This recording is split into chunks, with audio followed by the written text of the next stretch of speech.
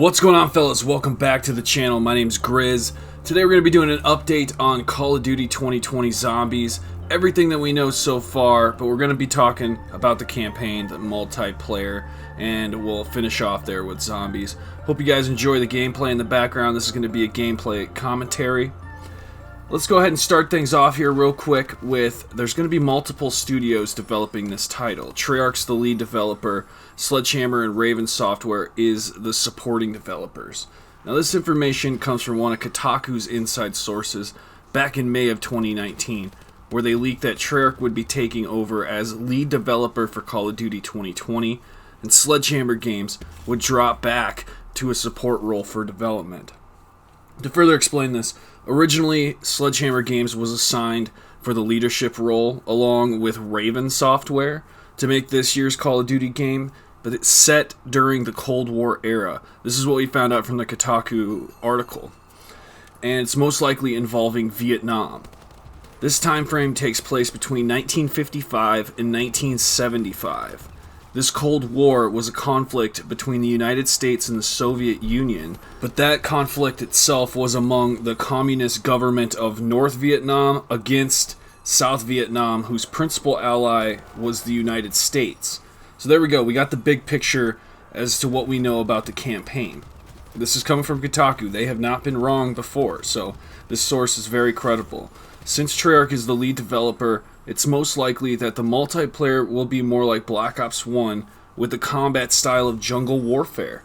I personally am hoping that the campaign directly ties the multiplayer, so there's more that can be done with it, such as a headquarters, add more stuff into the campaign because it's bigger maps, bigger landscapes, there's a lot that can happen with it. I want to see more things done with the campaign this time. Kotaku's source did further state that because of the launch of PlayStation 5 and the Xbox Series X, that this year's Call of Duty will likely be a cross-gen game. Since these next-gen consoles will be launching holiday of 2020, it can be assumed that Call of Duty 2020 will first launch on PS4, Xbox One X, and PC, and then re-release on PS5 and Xbox Series X. I should also note here that this will be the first Call of Duty title that Treyarch has developed that will feature cross-platform gaming. Modern Warfare has cross-platform, so there's no real reason why Activision wouldn't move forward with this. In the Q4 investor call that happened on February 6, 2020, earlier this month, Activision Blizzard CEO says that there will be other unannounced Call of Duty initiatives outside of the yearly console game release. This leaves open assumptions of a Black Ops 2 remaster, Zombies Chronicles 2 for Black Ops 4, or even a new mobile app like Call of Duty Elite that could happen. We just don't know as of yet. Activision also stated that they expect less Q4 sales with the launch of Call of Duty 2020 compared to Modern Warfare. I assume after Black Ops 4, how that turned out, the community's lost a lot of trust in Treyarch. And with Jason Blundell leaving, or being fired from Treyarch, it just doesn't look promising. With all the Black Ops titles already out, it seems like Treyarch has lost its identity. So it would be wise to most likely remove all the futuristic elements of Black Ops 2, Black Ops 3, and Black Ops 4, and just revert back to the Black Ops 1 style format of war. Guerrilla warfare. To be honest, this is all we know so far because Zombies has not even been mentioned yet.